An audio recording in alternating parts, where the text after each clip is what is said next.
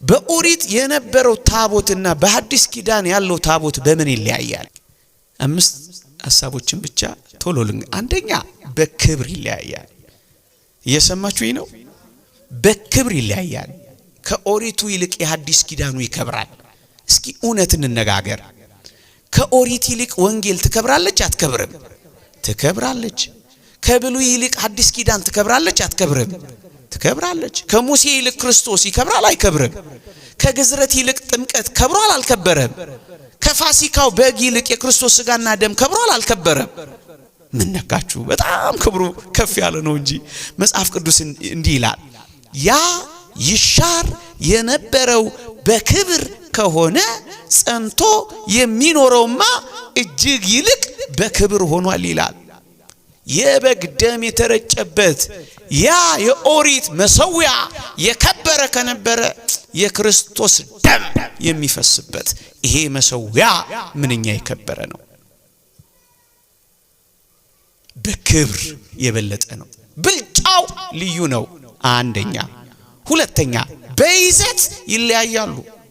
የኦሪቱ ሕገ እግዚአብሔር የተጻፈበት 10ቱ ትእዛዛት የታተመበት የተጻፈበት ነበር።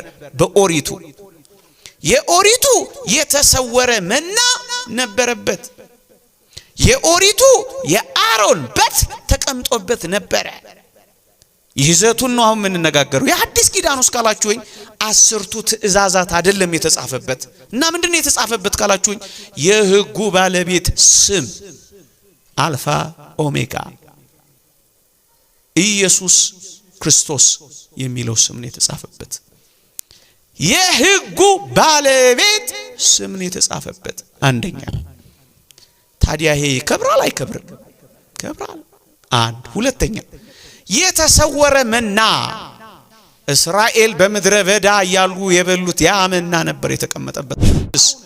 አሁንማ የሕይወት እንጀራ ነኝ፣ ስጋዬ እውነተኛ መብል ደሜም እውነተኛ መጠጥ ነው፣ ስጋዬን የሚበላ ደሜን የሚጠጣ የዘላለም ሕይወት አለው የተባለ የስጋውና የደሙ ማክበሪያ ነው። ይበልጣል አይበልጥም? ይበልጣል።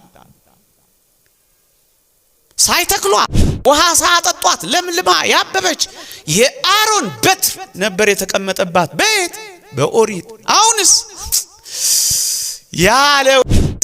ያለ ዘርአ ብእሲ የጸነሰች ደግሞም የወለደች ደግሞም የታቀፈች ደግሞም የተተች ከወንድ ዘር ሳትቀበል መንፈስ ቅዱስ ምክንያት ሆኗት የጸነሰች እመቤታችን ቅድስት ድንግል ማርያም።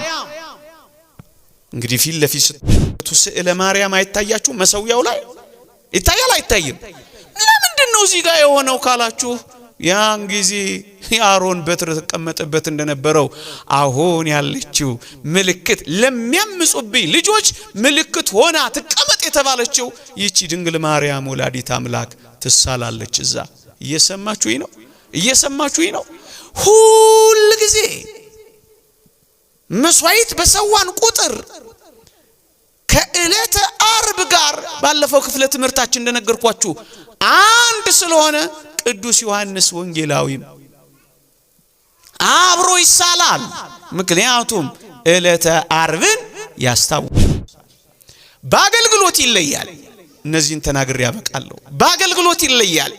በኦሪት የነበረው አገልግሎት እነሆ የቃል ኪዳኑ ደም ተብሎ ይረጭበት፣ የፍየል ደም ይረጭበት ነበር፣ የበግ ደም ይረጭበት ነበር፣ የላም ደም የቃል ኪዳኑ ደም እያሉ ይረጩበት ነበር።